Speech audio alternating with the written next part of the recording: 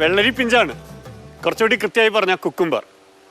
അമ്പലവയലിലെ കേരള കാർഷിക സർവകലാശാല centre of excellence ഒരുപാട് പുതിയ പരീക്ഷണങ്ങൾ നടത്തുകയാണ്. പച്ചക്കറികളുടെ കാര്യത്തിൽ, ഇലകളുടെ കാര്യത്തിൽ. വിപണിയിലേക്ക്, നമ്മുടെ അടുക്കളയിലേക്ക് വളരെ വൈകാതെ എല്ലാം സജീവമായി എത്താൻ തുടങ്ങുകയാണ്. സ്വാഗതം കൃഷിഭൂമിയിലേക്ക്.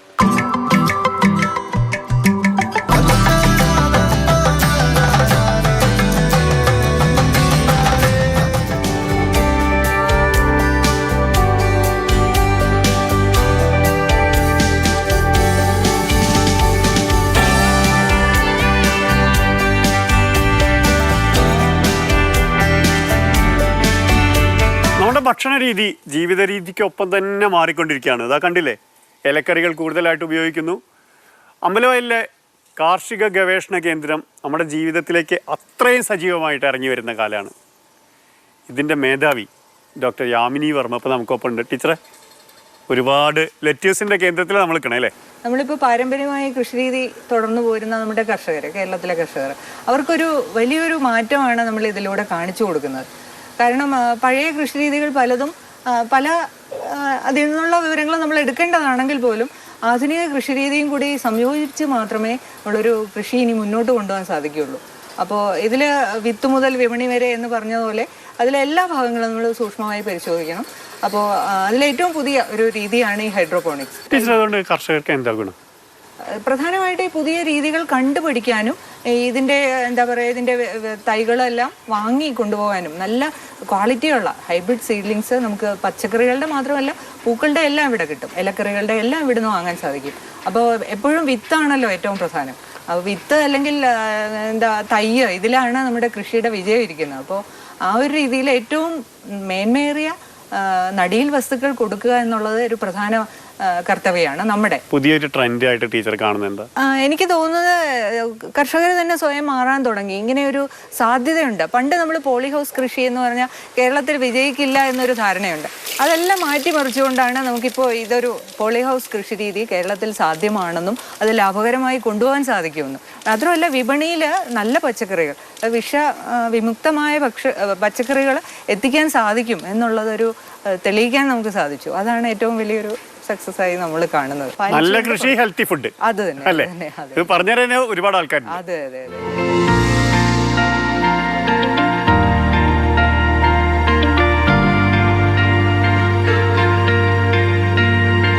അപ്പോൾ ഇലകളും പൂക്കളും ഒക്കെ ആയിട്ട് എന്തൊക്കെയാണ് നമുക്ക് വരാനിരിക്കുന്നത് പറഞ്ഞു തരാൻ ദാ നമ്മുടെ ശ്രീരേഖ ടീച്ചർ ഉണ്ട്. നമ്മളെപ്പോഴും ഒരു ഡെമോ യൂണിറ്റ് ആയിട്ടാണ് ഈ സെൻറ്റർ ഓഫ് എക്സലൻസ് വെച്ചിട്ടുള്ളത്. അതായത് കർഷകർക്ക് വന്നിട്ട് അവിടെ അവർക്ക് ട്രെയിനിങ് കൊടുക്കുന്നു. അതുപോലെ തന്നെ അവർക്ക് ഹാൻഡ്സ് ഓൺ ട്രെയിനിങ്. നമ്മളിപ്പോൾ ഇങ്ങനൊരു സംരംഭം തുടങ്ങുകയെന്ന് പറഞ്ഞു കഴിഞ്ഞാൽ അത് നമ്മൾ സാധാരണ കൃഷി ചെയ്യുന്ന രീതിക്കല്ലല്ലോ. കർഷകരെ അറിയിക്കും. കർഷകരെ അറിയിക്കും. ഒരുപാട് നമ്മൾക്ക് അതിനൊരു ഗ്രൂപ്പ് തന്നെ ഉണ്ട്. അതുപോലെ തന്നെ കുറേ കർഷകർ നമ്മൾ എങ്ങോട്ട് വിളിച്ച് ചോദിക്കും. ട്രെയിനിങ്ങിൻ്റെ ഇൻചാർജ് എന്ന് പറയുന്നത് നമ്മളിവിടെ തന്നെയുള്ള എക്സ്റ്റൻഷനിലെ അസിസ്റ്റൻറ്റ് പ്രൊഫസറായിട്ടുള്ള ഡോക്ടർ ശ്രീറാമാണ്. അപ്പം സാറിനെ കുറേ പേര് വിളിക്കും. അപ്പോൾ ഈ വിളിക്കുന്നവരൊക്കെ വെച്ച് നമ്മൾ എന്ത് ചെയ്യുക ഒരു ഗ്രൂപ്പ് ഉണ്ടാക്കും.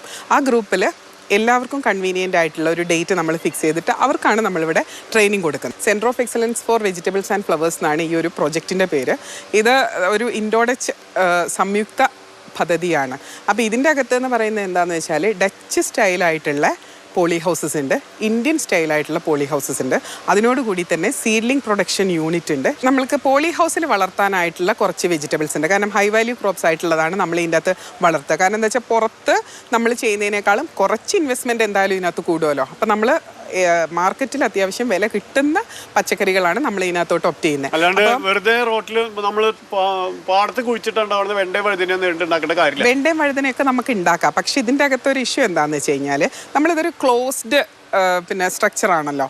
അപ്പോൾ പലതിനും ഈ പോളിനേഷൻ ഫ്രൂട്ട്സ് ഉണ്ടാവാൻ വേണ്ടിയിട്ട് നമുക്ക് ഫ്ലൈസിൻ്റെയും ബീസിൻ്റെയൊക്കെ സഹായം ആവശ്യമാണ്.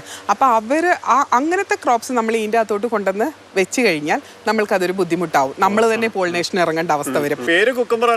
അതെ അതെ. ഇതിൻ്റെ അകത്ത് 2 വെറൈറ്റീസാണ് നമ്മൾ കൂടുതൽ ചെയ്തിട്ടുള്ളത്. അത് ഒരെണ്ണം റൈസ്വാൻ എന്ന് പറഞ്ഞൊരു ഡച്ച് ബേസ്ഡ് ഒരു സീഡ് കമ്പനി ഉണ്ട്. അവരുടെ ഷൈൻ ഫിറ്റ് എന്ന് പറഞ്ഞിട്ടുള്ളതാണ്. ഷൈൻ ഫിറ്റിൻ്റെ ഒരു പ്രത്യേകത എന്ന് പറഞ്ഞാൽ നല്ല പച്ചയല്ല, ഒരു കുറച്ച് വെള്ള കളറൂടെ മിക്സ് ചെയ്ത് വൈറ്റിഷ് ആയിട്ടുള്ള ഒരു പച്ച. അതിൻ്റെ സീഡ്സ് ആണെങ്കിലും ചെറുതാണ്.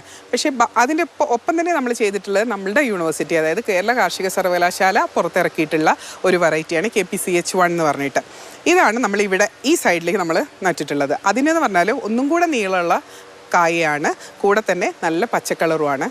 ഇത് രണ്ടും നല്ല ഫ്ലഷിയാണ്. നമ്മൾ എപ്പോഴും മാർക്കറ്റിൽ നമുക്ക് കിട്ടുന്നത് കുറച്ച് നീളം കൂടി തടി കൂടിയിട്ട് കുറച്ച് ഹാർഡായിട്ടുള്ള സാധനങ്ങളാണ്. പക്ഷെ അങ്ങനെയല്ല, ഈ രണ്ട് വെറൈറ്റീസ് നമ്മൾ വാട്ടർ കണ്ടന്റ് കൂടുതലാണ്. ആ ഒരു നമ്മൾ സാലഡ് ആയിട്ടല്ലേ എപ്പോഴും കഴിക്കുന്നത്. അപ്പോൾ ആ പച്ചയ്ക്ക് കഴിക്കുമ്പോൾ ഉണ്ടാവേണ്ട ഒരു ഫീൽ ഉണ്ടല്ലോ, അത് ഇവർ തരുന്നുണ്ട്. ഞാൻ ഇവിടുന്ന് വിത്ത് വാങ്ങി, ഞാൻ എന്താ ചെയ്യേണ്ടത് കൊണ്ടുപോയി നന്നാക്കാനായിട്ട്? റെയിൻ ഷെൽട്ടർ എന്ന് പറഞ്ഞിട്ട് ഇപ്പം കുറേ പദ്ധതികൾ കൃഷിഭവൻ കൂടിയിട്ട് കൊടുക്കുന്നുണ്ട്. കംപ്ലീറ്റ്ലി ക്ലോസ് അല്ലാത്ത സംഭവം, ഒരു യൂണിറ്റ്. അപ്പോൾ അതിൻ്റെ അകത്ത് നമുക്കിത് വളർത്താം.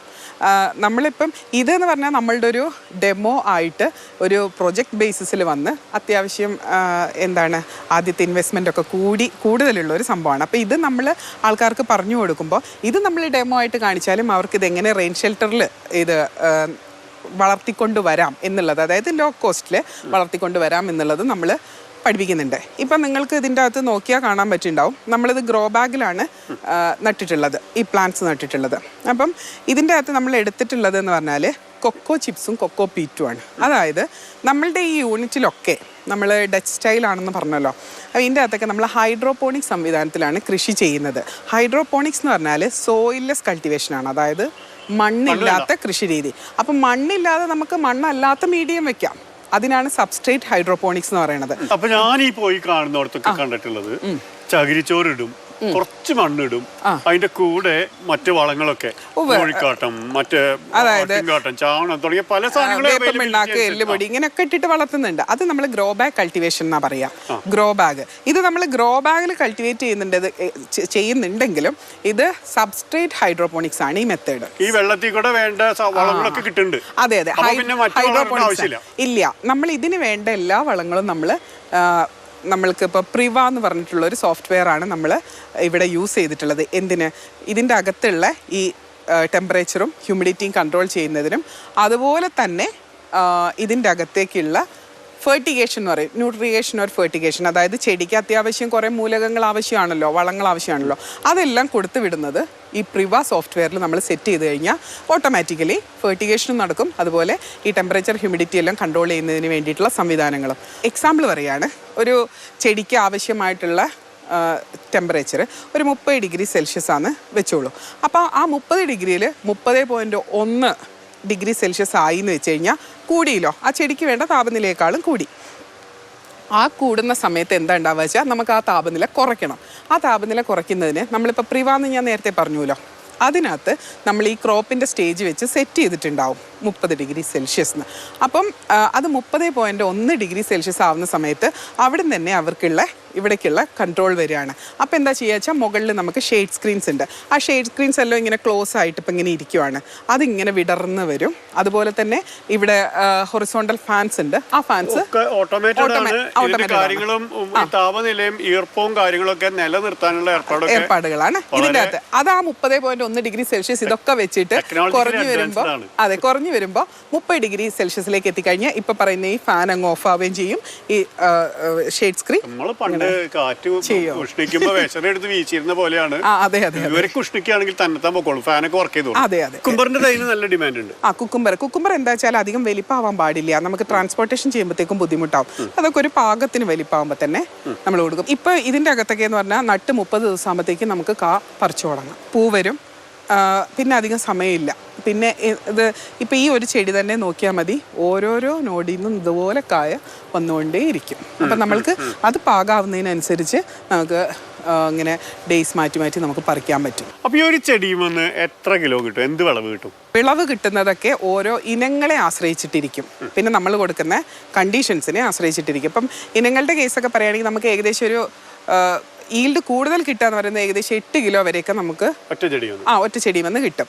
അത് ഞാൻ പറഞ്ഞില്ലേ, കുറേ ഇനങ്ങൾക്ക് അനുസരിച്ചിരിക്കും. ഇപ്പം നമ്മൾ ഈ റൈസ്വാൻ്റെ വെറൈറ്റി എന്നൊക്കെ പറഞ്ഞുവല്ലോ, അതൊക്കെ ചിലപ്പോൾ 8 കിലോ വരെയൊക്കെ പോകാറുണ്ട്. നമ്മളത് ഏകദേശം ഒരു 5 മുതൽ 6 വരെയൊക്കെ കിട്ടും.